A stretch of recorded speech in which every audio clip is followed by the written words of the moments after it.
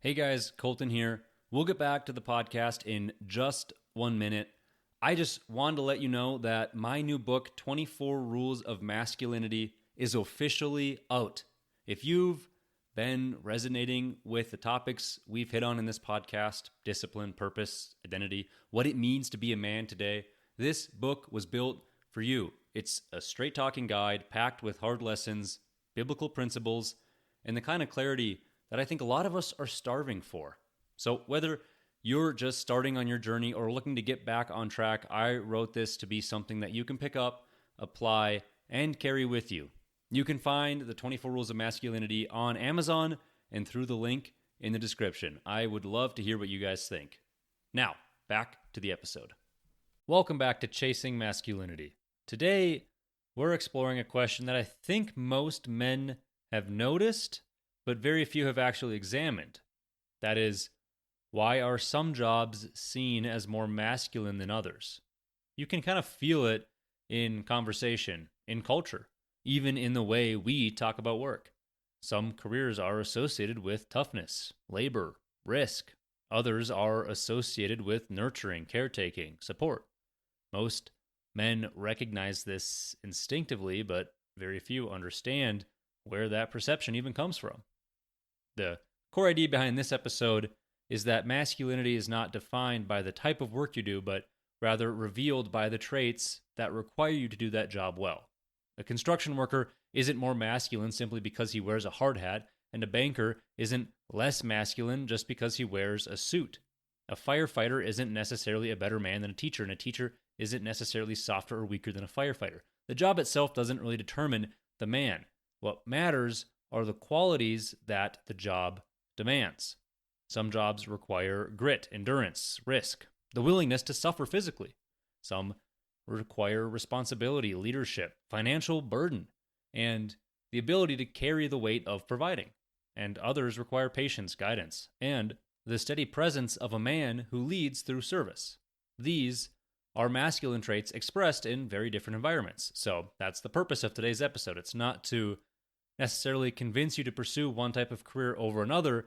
It's not about ranking professions or creating any sort of hierarchy. It's just about understanding why certain types of work feel more masculine than others and what that reveals about the nature of masculinity itself. Because masculinity doesn't come from the title on your business card. It comes from the weight that you're willing to carry and the strength you are willing to develop in order to carry it. So with that, let's get into it.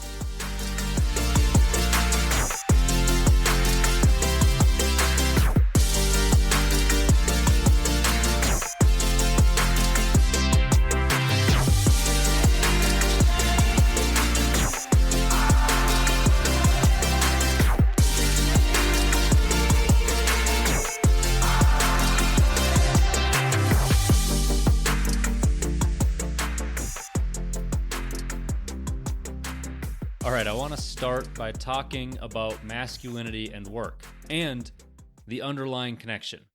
Work is one of the primary arenas where masculinity is expressed and tested. A man's identity is not within his job, but it does reveal his relationship with responsibility. Now, historically, men have traditionally been responsible for the provision and protection. Women traditionally were responsible for the nurturing and the relational stability. These patterns persisted across every culture, era, and environment. There is masculinity that is expressed through work when work demands it. When you need direction, that requires clarity and purpose. Responsibility requires carrying the weight for others. There's discipline, which is showing up daily, regardless of how you feel about your job. And there's competence, that's growing in a mastery over time. However, the perception of a job as quote-unquote masculine usually comes from the level of either the challenge that is required or the risk that's involved, or even it could just be the burden that's placed on an individual. The job is masculine proportionally to the weight it requires a man to carry. That is why certain jobs are viewed as more masculine. There are jobs that require strength and endurance, like construction, or if you're in an oil field or doing rig work or logging, mining, firefighting. If you work in the military or infantry, These read as more masculine just because they have an innate involvement of suffering or endurance. There is a reward that goes to those who push through that pain. There's a physical resilience that has this biological expression of masculine capability. And the traits that can be highlighted through these sort of careers is toughness or pain tolerance or grit or even just the willingness to pay a physical cost for others. Now, these roles are often romanticized because they reflect this more ancient masculine role of laboring for survival. Now, I'm by no means saying that you have to be a man to take these roles or that you're less of a man if you're not in one of these roles. It's just, I'm simply trying to work through why certain career paths just sound more masculine than others and what the reasoning behind that is. There are other jobs that are kind of thought of as more masculine because they carry a higher risk or danger. This would be like police or firefighters or military combat roles or any sort of high-risk industrial jobs like electrical line work or deep-sea fishing and welding. These feel more masculine because, well, one, they're going to require you to confront any sort of fear about doing those, but also there is a larger risk of injury or death, and that is going to reveal any sort of courage and conviction. These jobs also directly correlate to the duty of protection. Those traits would be courage, composure under stress, the ability to act when the stakes are high, the service of others even if it's through your own personal risk. There are also jobs that require a sort of provision and responsibility that are also just seemingly more masculine. This could be like working in banking or finance, or entrepreneurship, or any sort of corporate leadership or real estate development, engineering, or high accountability jobs. The reason that these sort of feel more masculine is because they place this economic and strategic pressure on that individual to perform. The provision is a core masculine duty. It's something that I think every man feels.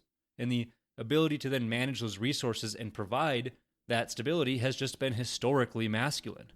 These traits that are highlighted seem to be strategic thinking and the ability to withstand that sort of stress, decision-making under pressure, and that long-term planning and responsibility for others' well-being. The key point here is providing financially is no less masculine than providing physically. The form might be different, but that burden is the same, which is why it just feels more masculine. There are then also jobs that require a sort of service or duty or giving back, like pastoral leadership and teaching or coaching or mentorship and counseling roles. These can also kind of be more masculine because they form and shape others, especially those who are younger. They require sort of self-restraint and patience and presence and leadership through guidance instead of force.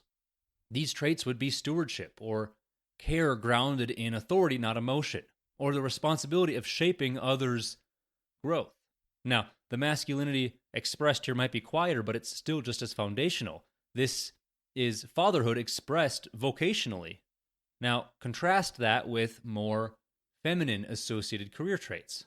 Now, this is not an argument of value, just simply an alignment of design. Masculine and feminine both have purpose and dignity. We're just here to simply observe patterns, not assigning any sort of superiority of one over the other. But these more feminine associated career traits would be things like nursing or early childhood education or social work and care-based hospitality roles. The traits here would be more empathy, nurture, relational presence, emotional awareness, and the sensitivity to needs and feelings. These traits align more naturally with that sort of feminine wiring, just as risk, strength, and burden or endurance would maybe align more naturally with the masculine wiring. Now, it's not the job title by any means, or even the job choice, that makes something masculine or feminine. There are plenty of females that have great success in these more masculine associated fields, and vice versa. There are traits that both men and women can possess that would fit well in both of or any of these types of fields. It is the traits, though, that require you to excel in that environment. The key principle is that the job doesn't make the man. The masculinity itself is not attached to the specific profession, but it is revealed by how a man is willing to show up in that profession. So that means regardless of what career path you're in. Even if you're a man who is in more of a feminine associated or feminine feeling career choice, there are masculine traits that can help you excel in each of those fields. It's not the title or environment or uniform. None of those automatically grant you any sort of masculine virtue. It's those internal qualities, the direction, sacrifice, discipline. Those are what make the role masculine in its execution.